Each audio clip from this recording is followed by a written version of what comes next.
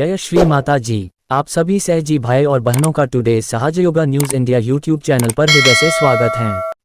आज हम एक और नए सहजयोग मिरेकल के बारे में जानेंगे। सहजयोगी साफ्टसेक डेग ने बताया कि दिसंबर 1994 में उनकी नौकरी छूट गई थी और जब श्री माता जी से उनकी मुलाकात इस्तांबुल में हुई तब क्या हुआ उसके बाद चमत्कार और कैसे उन्हें अगले ही दिन नौकरी मिली। सुनिए इस अद्भुत अविश्वसनीय अकल्पनीय मिरेकल में एक बार जरूर आप सभी। बिल्कुल सही समय एक अविश्वसनीय चमत्कार। बिल्कुल सही समय एक अविश्वसनीय चमत्कार। सफर चिचेकडाग utterly inspiring recollections of our divine mother volume 6 1994 to 1997 से साभार। मैं बरसा में एक बड़ी औद्योगिक कंपनी का मैनेजिंग डायरेक्टर था, लेकिन दिसंबर 1994 में मेरी नौकरी छूट गई। जब मैं इस्तांबुल वापस आया तो हमारे घर में सुबह 4:30 बजे एक बड़ी आग लग गई, जहां हमारे कुत्ते ने हमें चेतावनी दी और हम बच गए। एक हफ्ते बाद जनवरी 1995 में कुछ सहज योगी हमारे रोटरी क्लब में आए।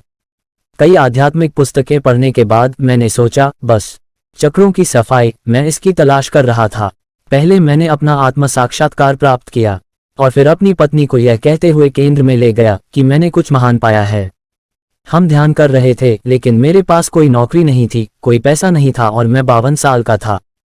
जुलाई 1995 में श्री माताजी इस्तांबुल का दौरा कर रही थीं और हम लीडरों के घर पर मिले। हम बड़े बैठक कक्ष में बैठे थे, जबकि श्री माताजी लीडरों के साथ दूसरे कक्ष में थीं।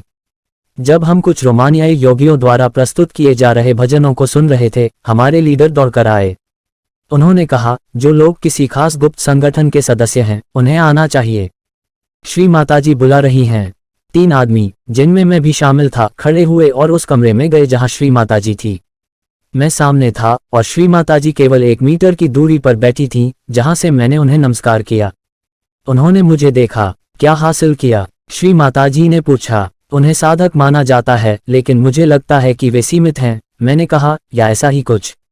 फिर मेरी आंखों में देखते हुए उन्होंने कुछ कहानियां सुनाई कि कैसे इस संगठन के लोगों ने अफ्रीका के गरीब देशों में जाने के लिए निर्धारित धन के साथ बेईमानी की। उन कार्यों से अज्ञानतापूर्वक होने के कारण मैं इससे बहुत दुखी हो गया था। वह अजीब बातें कहने लगी और कमरे में मौजूद सभी लोगों को हंसने लगे। फिर वे बैठक कक्ष में आई और बाह्य विशुद्धि के बारे में संक्षिप्त भाषण दिया। आपको हमेशा मंत्र दोहराना चाहिए। मैं बिल्कुल भी दोषी नहीं हूं, उन्होंने कहा। मैंने सोचा कि यह मुझे संबोधित किया गया था। अगले दिन मेरा एक दोस्त मुझसे बात करना चाहता था। उनके पास एक अंतर्राष्ट्रीय रियल एस्टेट कंपनी सहित कुछ कंपनियां थीं। उन्होंने मुझसे पूछा कि क्या मैं इस कंपनी का मैनेजिंग डायरेक्टर बनना स्वीकार करूंगा। आपकी कंपनी में पिछले 6 महीनों से कोई मैनेजर नहीं है, मैंने जवाब दिया। तुम्हें पता है कि मेरे पास कोई काम नहीं है, तुमने आज मुझसे यह कैसे पूछा?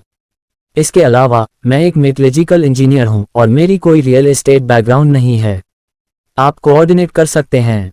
कल दोपहर मैं घर पर बैठा था, अचानक मुझे यह विचार आया कि तुम यह कर सकते हो, उसने उत्तर दिया। यह कल दोपहर बिल्कुल वही समय था जब मैं श्री माताजी के ठीक सामने बैठा था। मैंने 2000 तक कंपनी का नेतृत्व किया, फिर श्री माताजी की कृपा से मैंने अपनी खुद की कंपनी बनाई। जय श्री माताजी।